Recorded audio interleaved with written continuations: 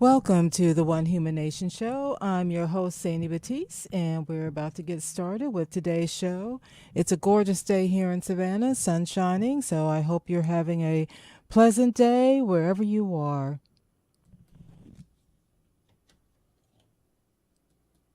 This is WRUULP, Savannah, Georgia, 107.5 FM, WRUU.org. We are Savannah Soundings, community radio with global soul.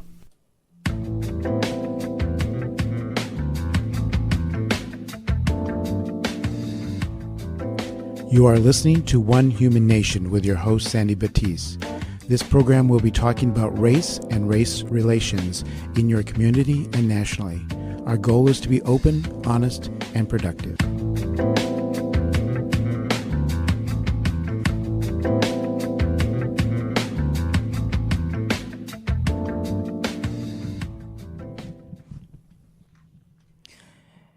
As we get ready for today's shows, remember the viewpoints expressed in the following program are not necessarily those of WRUU, its license holder, or its staff. Well, I was a little conflicted about today's show on whether to kind of delve into the topic of what's going on with the teacher strike in LA, or to focus on racism in the workplace based on the allegations against GM. And so I decided to go with racism in the workforce because I got a lot of responses to that question that I posted to some friends on Facebook. And so I'm going to read some of those to you throughout the show. And as always, the privacy of posting this information is always protected through the One Human Nation show, because the whole purpose is so we can have a safe, honest, open dialogue. And if the thoughts are, well, I don't want to be outed based on based on I'm still working at that place, or calling in, somebody may recognize my voice even if you don't say my name. So I'm still working out the best way to do that. So I tag some people in a private group on Facebook. Plus the other way I think is a safe way, because I will definitely not mention your name or who sent me the post, is by sending me an email to onehumannation.wruu@gmail.com. Again, that email address is onehumannation.wruu@gmail.com. And that's to send your answer to the question. I now have two questions out there. The question that was posted based on the GM incident is, have you experienced racism at work, either as an observer or direct experience? So I got some really good responses to that I'm going to share with you. Also going to share with you some clips that I found on YouTube, my favorite go-to place, as this topic was discussed in more detail. And sad to say, some of these were, 2 and 3 years old, which tells us why racism is still relevant today. There was actually a poll, and I think it was a poll taken by NBC, to ask the question to people, do they still think racism is a problem in the workplace? And there was like a 64% response, yes. And it just got me wondering, if we think it's 64% in the workplace, why wouldn't we think that this country still doesn't have an issue with racism? Something to think about. So in this particular survey, you can find it if you just Google racism. I will probably post a link to it when I record the show. And it was in reference to a town hall meeting that MSNBC did in 2018, May of 2018, actually.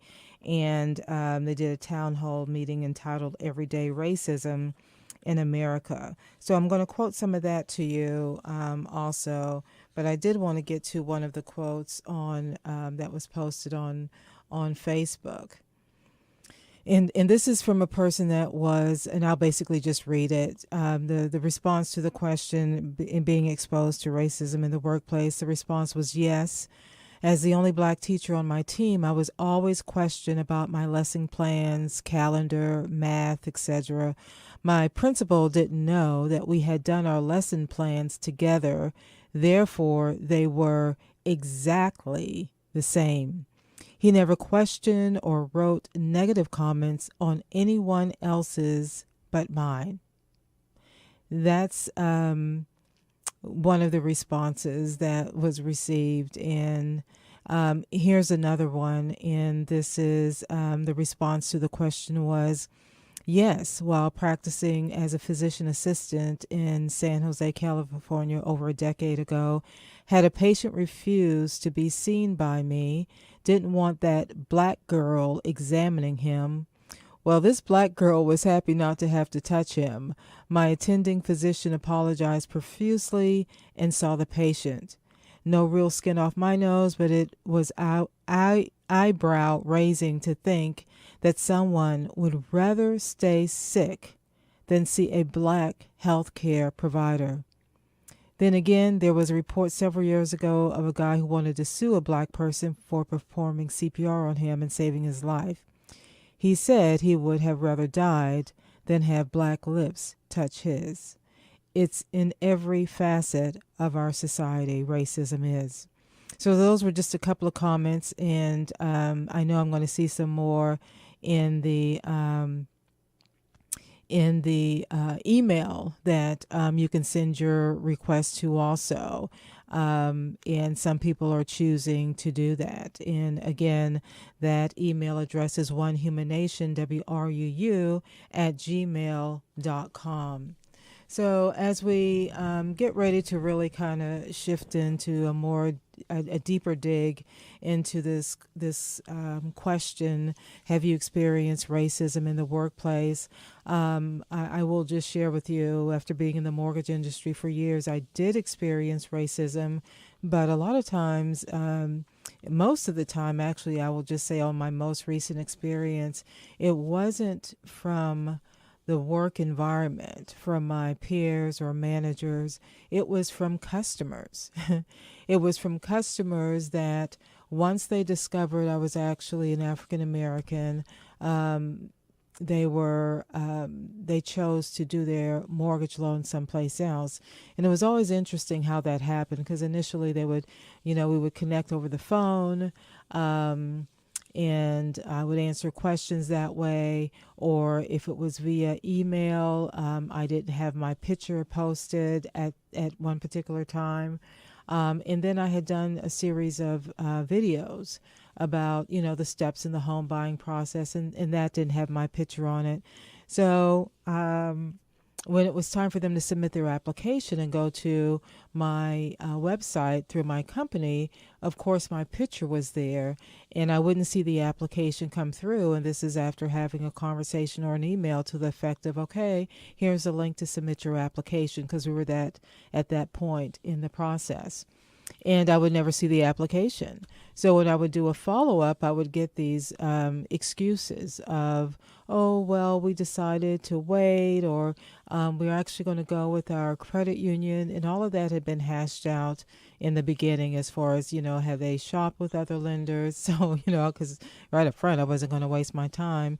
So I really got to the point in my mortgage lending career that I put my picture out there as soon as possible, because I felt like, you know what, I'm not going to spend the time educating you about the process and only to, have you go with another lender that's going to benefit from all the work that I've put in.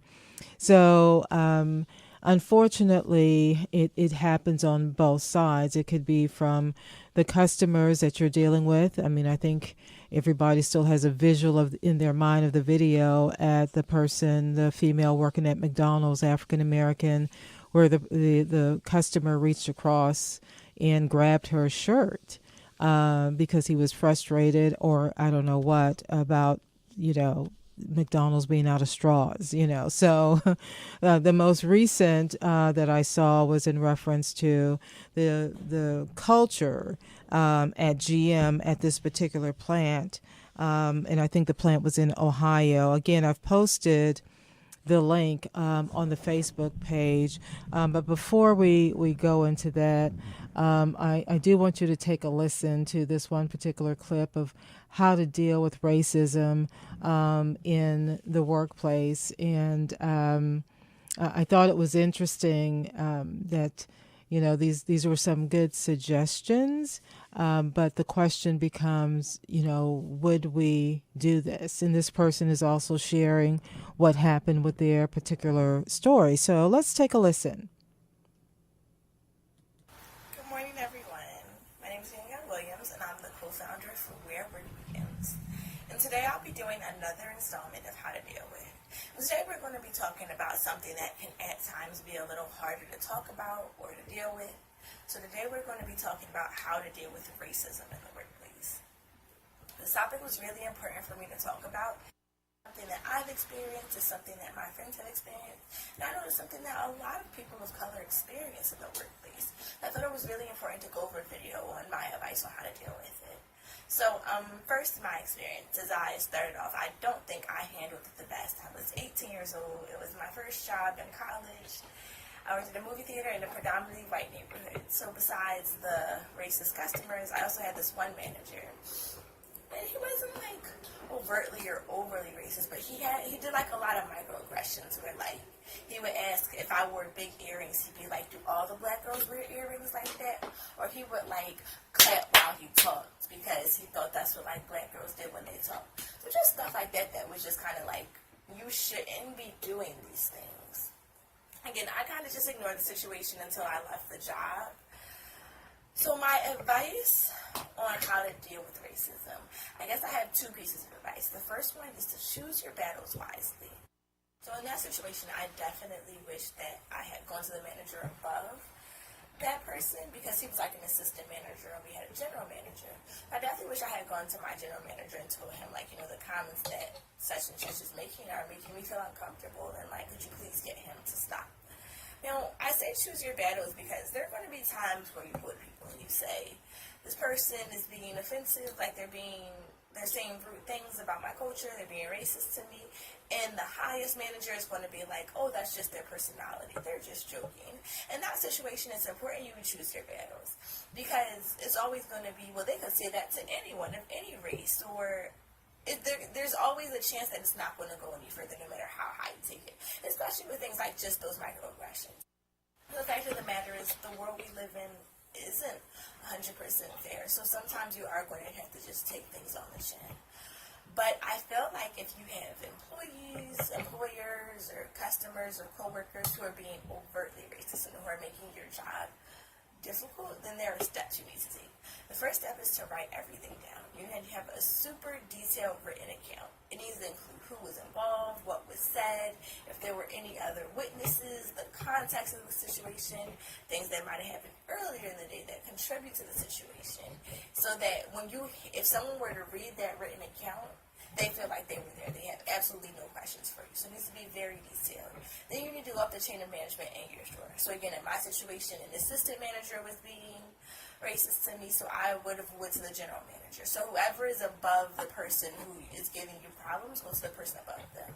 If the highest person in your store is the one who's giving you problems, then most jobs will have some sort of process that you can go through where you can contact HR or corporate or someone who's higher up to deal with those problems. So make sure you're fully aware of reporting systems in your job so that you can better handle these problems. If it comes about that you go through you have a written account and you've went through all the steps in your job and still nothing is being done, and the racism that you're dealing with is overt, it's impacting your job performance, at that point I think it would be important for you to seek channels outside of your job, so legal counsel. And that's if you have a written account and you can prove that you've gone through the steps in your job to get this reported, then seeking legal counsel is really good advice because you can prove like not only is this problem going on my job, but my company doesn't have a way to handle these problems because I've informed them about it and nothing's been done.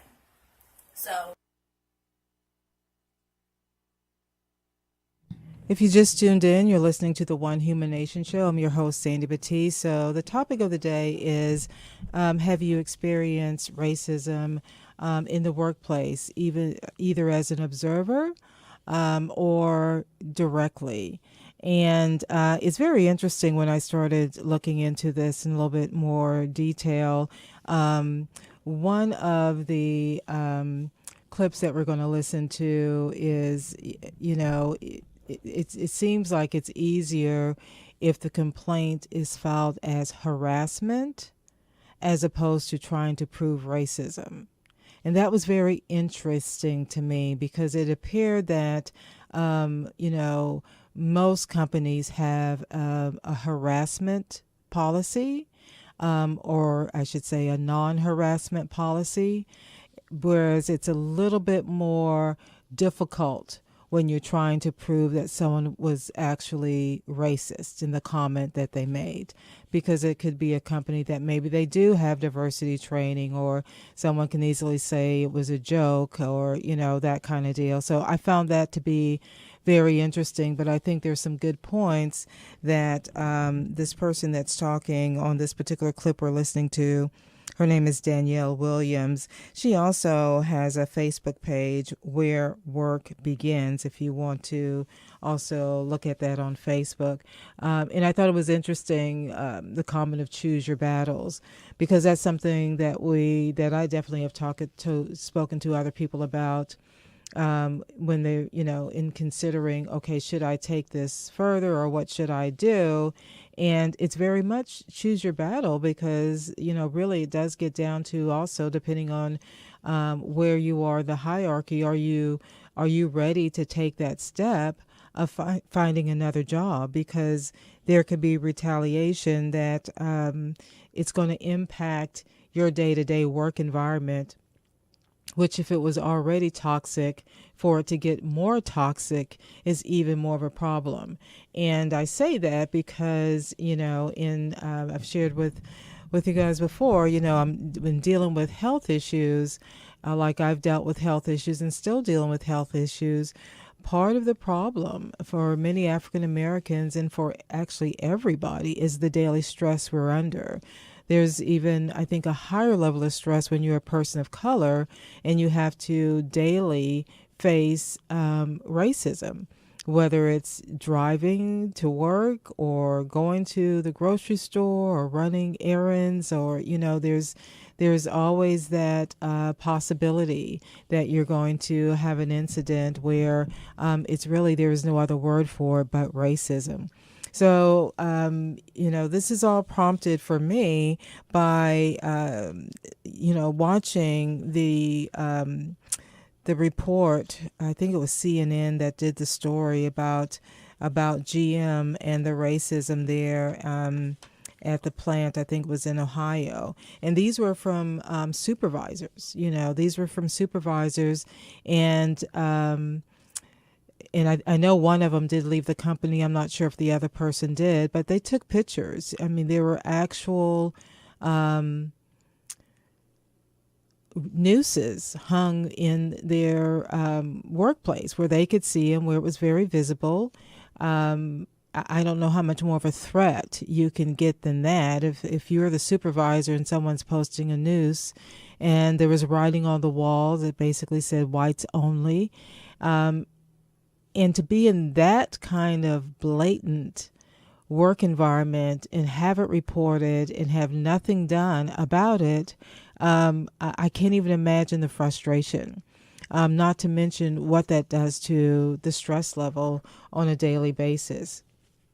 So what I'd like you to do as you're thinking about this question of have you experienced racism in the workplace, whether it's been directly or whether you've been an observer of workforce, of workplace racism, or I think I pulled a clip that's actually going to talk about harassment and racially offensive remarks and how that relates in the workplace.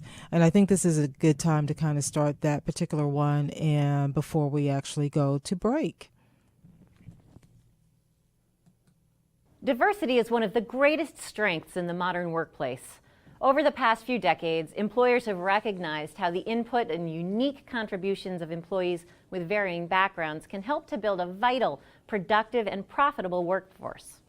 At the same time, managers must be sensitive to actions or behaviors that are offensive to members of their teams and take immediate steps to put a stop to such conduct.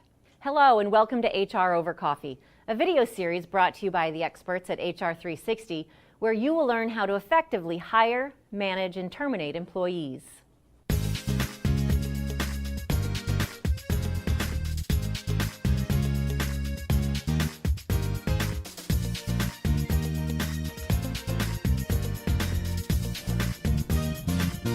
Today, we're addressing one specific aspect of offensive behavior that may occur in the workplace: racially offensive remarks or conduct. As a manager, you of course want to foster teamwork among your employees, and joking is often part of developing camaraderie and good working relationships. You may even have a corporate culture that embraces edginess, but it's your responsibility to address any behavior that crosses the line, particularly when it comes to conduct that's racially or ethnically offensive. Indeed, your company should have and enforce a zero-tolerance policy for such behavior. There's no place for this type of conduct in a work environment. Let's take a look at some of the consequences of racially offensive remarks in the workplace. First, they're just that, offensive and alienating. Such remarks can demotivate employees and harm a company's reputation both internally and among clients or customers. Finally, these kinds of remarks may rise to the level of unlawful harassment. To that last point, harassment is a form of employment discrimination that violates federal law and the law in many states. Under federal law, harassment is defined as unwelcome conduct that's based on race, color, religion, sex, national origin, age, 40 or older, disability, or genetic information. Harassment's illegal when enduring the offensive conduct becomes a condition of continued employment, or the conduct is severe and pervasive enough to create a work environment that a reasonable person would consider intimidating, hostile, or abusive. Offensive conduct may include, but is not limited to, offensive jokes, slurs, epithets or name-calling, ridicule or mockery, and insults or put-downs. Importantly, the victim does not have to be the person harassed, but can be anyone affected by the offensive conduct. In certain cases, employers may be held liable for workplace harassment.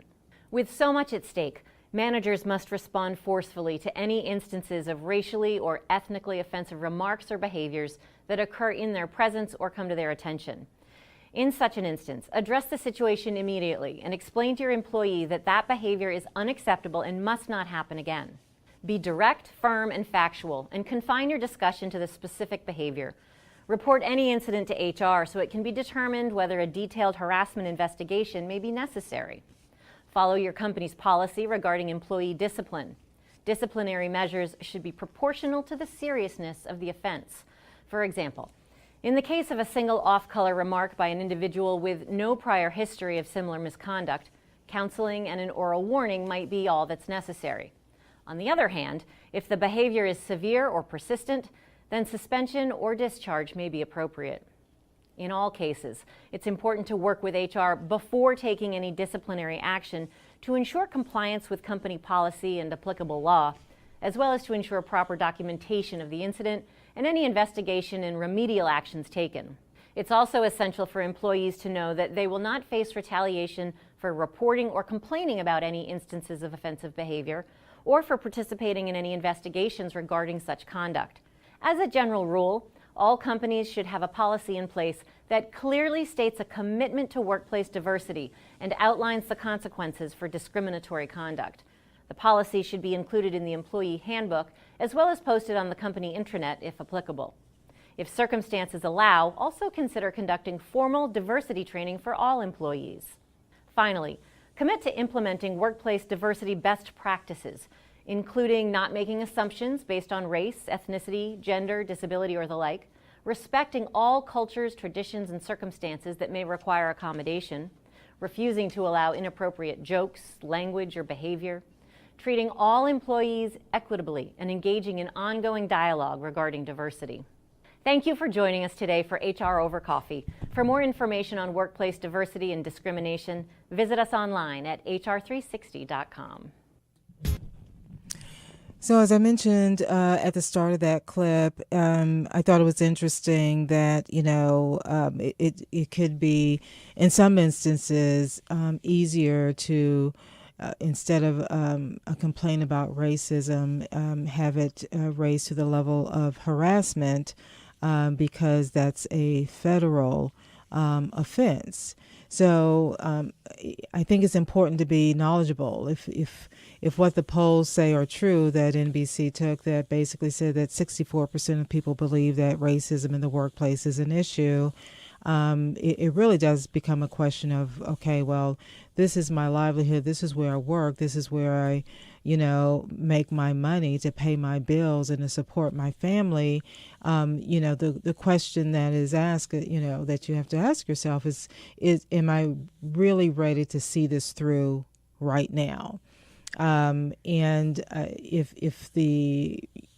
If an employer, I think, is really smart, if they're seeing that there's turnovers or they're having difficulty in hiring people that would bring diversity into the workplace, it would, if that's something that's important to them, which I have to be realistic to think that within some companies, it's not something that's important to them. Just based on how they've been operating and managing, they may not see where there's, why we've been doing it this way for years.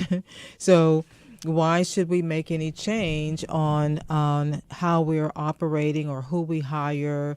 And so, it does get to be a challenge. And just from some of the responses I'm receiving, that I will continue to share on the One Human Nation show, it's very problematic.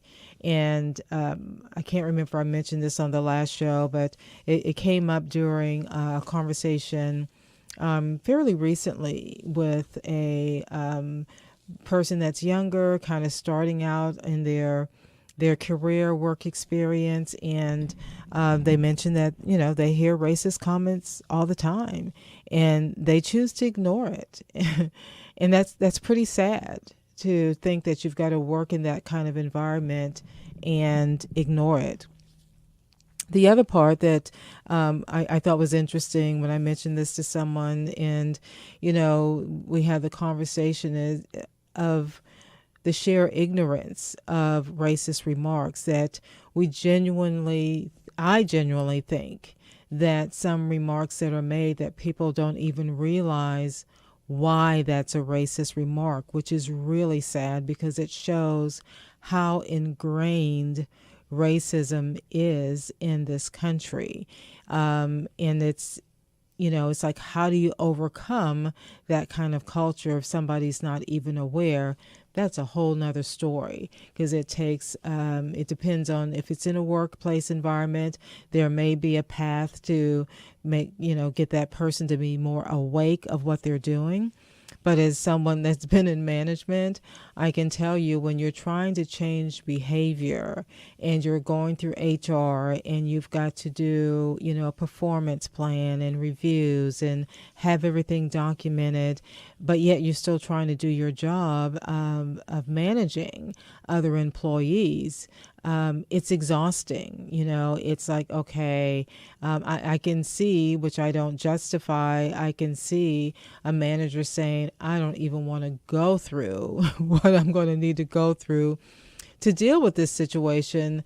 Unless it's something that I think would be a continued thing that would be disrupting the workplace. So it's a slippery slope. But I think it's one of those conversations and situations in this country that we have to deal with, because in our workplace is one of the institutions, whether it's a corporation, whether it's an association, whether it's a nonprofit organization, whether it's a government entity for a workplace, that it's something that we have to deal with and have to recognize. And it's not something that we can just push back into a box and pretend it doesn't exist. So I encourage you to take a look at the One Human Nation Facebook page, because I did post the link to the actual show that was recorded. I think it was on CNN, and I think it played last night actually. So I don't know how long it'll be up, but I encourage you to take a look at that. If you just tuned in, you're listening to the One Human Nation show, and we're going to take a moment to make some announcements and station identification.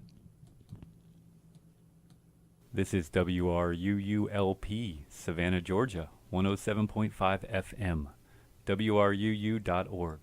We are Savannah Soundings, community radio with global soul. Savannah State University presents the 30th Annual Savannah Black Heritage Festival through February at various locations in Savannah. Highlights include Grand Festival Day at the Civic Center on February 9th, Songs of Freedom and Justice, the Future of Jazz Concert, the Cleo Parker Robinson Dance Ensemble, and many lectures and exhibits focused on Black history in Savannah. For more information, visit SavannahBlackHeritageFestival.org. WRUU 107.5 FM is a new and different listener-supported and all-volunteer community radio station for Savannah. Our diverse broadcast and web programming is supported by generous listeners who value our passion and spunk. We are independent of other media and receive no government or large corporate support. People like you are the largest and most important source of our funding. Go to WRUU.org to find out how you can make a one-time or monthly contribution. Thank you.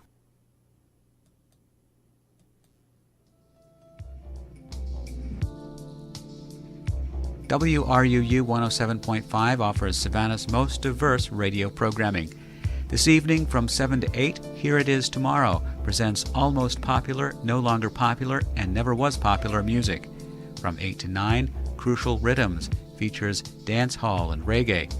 From 9 to 10, Rigor Mortis brings you rockabilly, psychobilly, surf, and swing. And from 10 to 11, Route 66 highlights American rock as a window into the nation's culture. Find our full schedule at WRUU.org.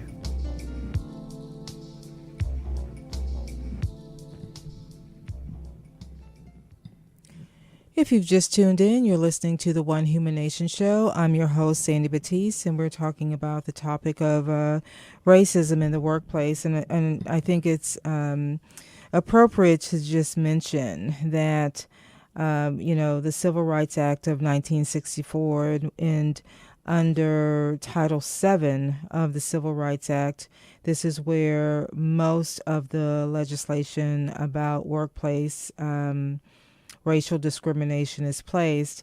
And so here is what it should prohibit. And it's failing or refusing to hire an employee based on their race, firing or disciplining an employee because of their race, paying an employee less or providing them fewer benefits on account of their race, failing to provide benefits, promotions, or opportunities to an employee because of their race, and improperly classifying or segregating employees or applicants by race. And we've talked about before that part of, the interviewing process is resumes, and that companies have been very strategic now in the ones that are really committed to diversity in the workplace of deleting names so that the people that are reviewing those don't have a bias because someone's name sounds ethnic.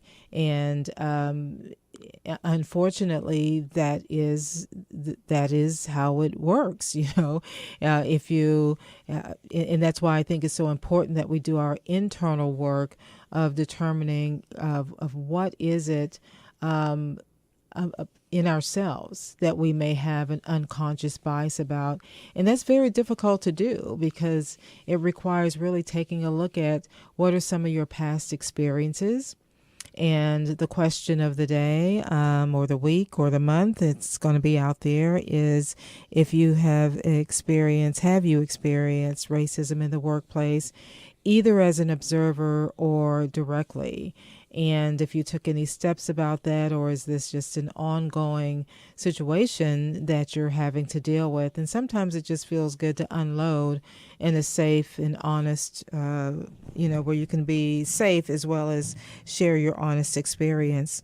So if you do have stories that you would like to share, send an email to me at onehumannation@gmail.com. So we're going to continue to listen to stories about racism, and unfortunately, it's alive and well. It's not something that, has gone away or disappeared. It's not something, that we like to talk about or think about. And sometimes it's just good if you're experiencing, especially within your family or at the workplace or other places, sometimes it's good to journal. Now, don't journal at work where somebody can, find your journal. I'm just saying. Realize that when you're at work, you don't own anything there, other than what you brought in, the clothes on your body. But if you're at work, realize that whatever you put in your desk, whatever you display on your desk, it's a work environment. And I know, especially for a lot of places, you try to make that very homey and where it's, less stress on you. But just remember, it is a work environment. So we're going to take a listen to, I don't know if we're going to be able to get all of this clip in because, as always, the time is moving along. But there's a clip that I found, and this person is talking about the racism over generations, because he's now a grandfather, and he actually this is a topic that he's had to deal with for years and experience for years. So I thought it was interesting just to listen to some of his stories.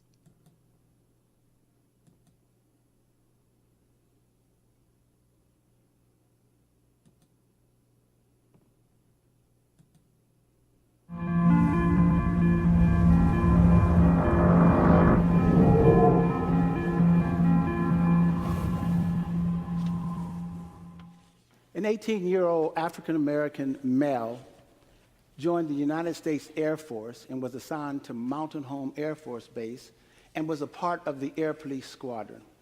Upon first arriving there, the first goal that I had was for me to identify an apartment, find an apartment, so I could bring my wife and my new baby, Melanie, out to join me in Idaho. I immediately went to the personnel office. And in talking with the guys in personnel, they said, hey, no problem finding an apartment in Mountain Home, Idaho. The people down there love us because they know if they have an airman who's coming in to rent one of their apartments, they'll always get their money. And that was a really important thing. He said, so here's a list of people that you can call, and then they will then allow you to select the apartment that you want. So I got the list. I made the call. The lady answered on the other end, and I told her what I wanted. She said, oh, great, you called. She said, we have 4 or 5 apartments available right now. She said, do you want a 1-bedroom or 2-bedroom? Then she said, let's not talk about that. Just come on down, select the apartment that you want. We'll sign the contract, and you'll have keys in your hand to get your family out here right away. So I was excited, jumped in my car, went downtown, and knocked on the door. When I knocked on the door, the woman came to the door, and she looked at me, and she said, can I help you?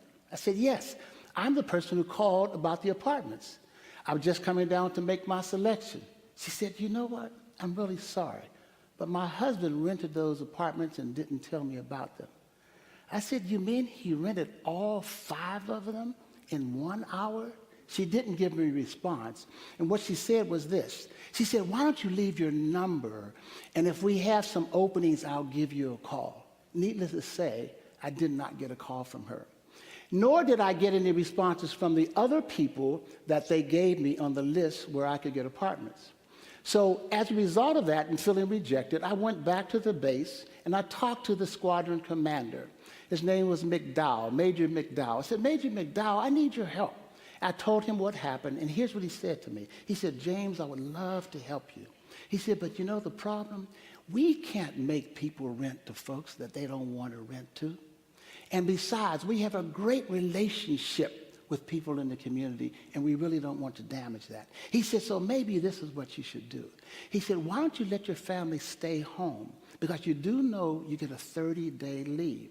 So once a year, you can go home to your family, spend 30 days, and then come on back. Needless to say, that didn't resonate for me. So after leaving him, I went back to personnel and talking to the clerk. He said, Jim, I think I have a solution for you. He said, there's an airman who's leaving, and he has a trailer. He said, if you noticed in Mountain Home, there are trailer parks and trailers all over the place. He said, you can buy his trailer, and you'll probably get a really good deal because he wants to get out of town as soon as possible. He said, and that would take care of your problem, and that would provide the solution for you. So I immediately jumped in my car, went downtown, saw the trailer. It was a small trailer. But under the circumstances, I figured that was the best thing that I could do. So I bought the trailer, and then I asked him, I said, can I just leave the trailer here? And that would take care of all my problems. I wouldn't have to find another trailer park. He said, before I say yes to that, I need to check with management. So I got back to the base. He called me back, and management said what? No, you can't leave the trailer here because we have promised that slot to some other people. And that was strange to me because there were several other slots that were open, but it just so happens that he had promised that slot to someone else. So what I did, and he said, you shouldn't worry, Jim, because there are a lot of trailer parks. So I put out another exhaustive list of going to trailer parks. I went to one after another, and I got the same kind of rejection there that I received when I was looking for the apartment. And as a result, the kind of comments that they made to me, in addition to saying that they didn't have any slots open, one person said, Jim, the reason why we can't rent to you, he said, we already have a Negro family in the trailer park. He said, and it's not me, because I like you people. He said, and that's what I did too, I chuckled too, right? He said, but here's the problem. If I let you in, the other tenants will move out, and I can't afford to take that kind of a hit. So he said, I just can't rent to you. Even though that was discouraging, it didn't stop me. I kept looking, and I looked at the far end of the town in Mountain Home, and there was a small trailer park. I mean, really small trailer park. It didn't have any paved roads in it. It didn't have the concrete slabs. It didn't have fencing to proportion off your trailer slot from other trailer slots. It didn't have a laundry facility. But the conclusion I reached at that moment was I didn't have a lot of other options. So I called my wife and I said, we're going to make this one work. And we moved into it, and we became homeowners in Mountain Home, Idaho. And of course, eventually things settled down. 4 years after that, I received papers to move from Mountain Home, Idaho, to a place called Goose Bay, Labrador. We won't even talk about that. It was another big location, right? So my challenge then was to get my family from Mountain Home, Idaho, to Sharon, Pennsylvania. That wasn't a problem because we had just purchased a brand new automobile. My mother called and said, she'll fly out. She'll be with us as we drive across the country, and she'll help us manage the children. So she came out. Her and Alice put a lot of food together for the trip. That morning, we left about 5 a.m. Great trip, having a great time, good conversation. Somewhere around 6:30, 7 o'clock, we got a little bit tired. And said, why don't we get a motel so that we can rest and then have an early start in the morning? So we were looking at a number of the motels as we drove down the road. And we saw one. It was a great big bright flashing line that says vacancies, vacancies, vacancies. So we stopped in. They were in the parking lot. I went inside. When I walked inside, the lady was just finishing up one contract with some folks. Some other people were coming in behind me. And so I walked up to the counter, and she said, how can I help you? I said, I would like to get a motel for the evening for my family. She said, you know, I'm really sorry. I just rented the last one. We will not have any more until the morning. She said, but if you go down the road about an hour, 45 minutes, there's another trailer park down there. I said, yeah, but you still have the vacancies light on it. It's flashing. She said, oh, I forgot. And she reached over and turned the light off. Then she looked at me, and I looked at her. There were other people in the room. She kind of looked at them. No one said anything. So I just got the hint, and I left, went outside to the parking lot. And I told my mother, and I told my wife, and also Melanie, I said, well, it looks like we're going to have to drive a little bit further down the road to be able to sleep tonight. And we did drive down the road, but just before we took off and pulled out of the parking lot, guess what happened? The light came back on, and it said vacancy, vacancy, vacancy. We were able to find a nice place. It wasn't our preference, but it was secure, and it was clean, and so we had a great sleep that night. The piece that's important about that is that we had similar kinds of experiences from Idaho all the way through to Pennsylvania, where we were ejected from hotels, motels, and restaurants. But we made it to Pennsylvania. Got the family settled. Everyone was glad to see the kids. I jumped on a plane, shot off to Goose Bay, Labrador, which is another story, right? Now, here it is, 53 years later. I now have 9 grandchildren, 2 great-grandchildren. 5 of the grandchildren are boys. All of my grandchildren are, most of them, the vast majority, are college age. I have masters, PhDs, undergrad, one in medical school. I have a couple that are trending, you know. They're almost there, but not quite. I have one that has been in college now for 8 years.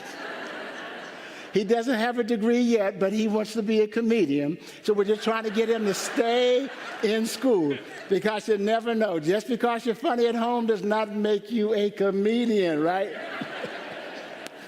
But the thing about it, they're all good kids. No drugs, no babies in high school, no crime. So with that being the backdrop, I was sitting in my TV room watching TV, and they were talking about Ferguson and all the hullabaloo that was going on.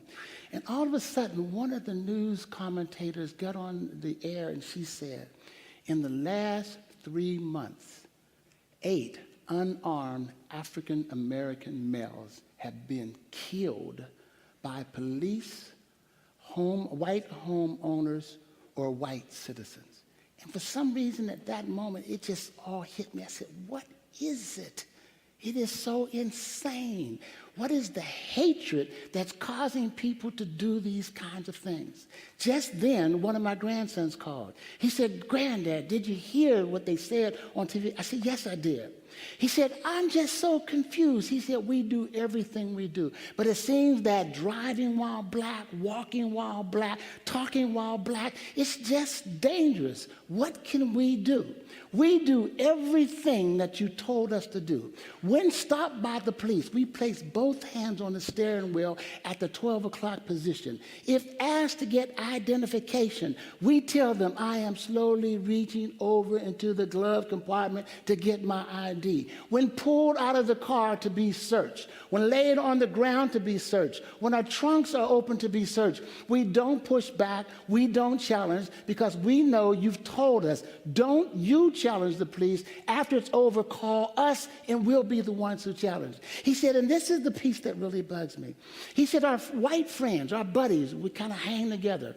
When they hear about these kinds of things happening to us, they say, why do you take it? You need to push back. You need to challenge. You need to ask them for their identification. You need to get their numbers so they will know that there's those things that can happen to you, repercussions, as a result of the kind of things that are happening, the kind of things that are going on. And here's what the boys have been taught to tell them. We know that you can do that, but please do not do that while we're in the car, because the consequences for you is significantly different than the consequences for us. And so as a grandparent, what do I tell my grandsons? How do I keep them safe? How do I keep them alive? As a result of this, people have come to me and say, Jim, are you angry? And my response to that is this. I don't have the luxury of being angry. I don't have the luxury of being angry. And I also know the consequences of being enraged. So therefore, the only thing that I can do is to take my collective intellect and my energy and my ideas and my experiences and dedicate myself to challenge at any point in time anything that looks like it might be racist. So the first thing I have to do is to educate. The second thing I have to do is to unveil racism. And the last thing I need to do is do everything within my power to eradicate racism in my lifetime by any means necessary. You just tuned in. You're listening to the One Human Nation show. I'm your host, Sandy Batiste. And we're just about to the end of today's show, but I did want to read one more comment from someone that posted in the Facebook group. And this is from a white male, and it's in response to the question of have you experienced racism at work, either as an observer or directly? And his response was yes, but it was someone telling a racist joke. When I said it was not funny and against the law, they told me I wasn't a team player. I told them I would never be on that team. This person continues with, my wife is from Mexico City, so people who make racist remarks are very quick to offer a lame apology after I say something. And I'm not talking about her, just other people kind of thing. Or when there are only white people around, they think they can tell jokes or make comments. And then I say something and they say I'm blowing it out of proportion, just a joke type of thing. This person goes on to say, I use my voice to help others. And that is what you can do if you're part of the white race, for want of a better description. And this person goes on to say, racism is a divisive tool used to perpetuate the promotion of classism to control the masses. It is a real thing created from illusions. So as we start wrapping up today's show, I'd like for you to take just a couple of moments of your time to just write down what your thoughts are in reference to, have you experienced racism at work, either as an observer or directly, and if you were able to respond to it, and if so, what was your response?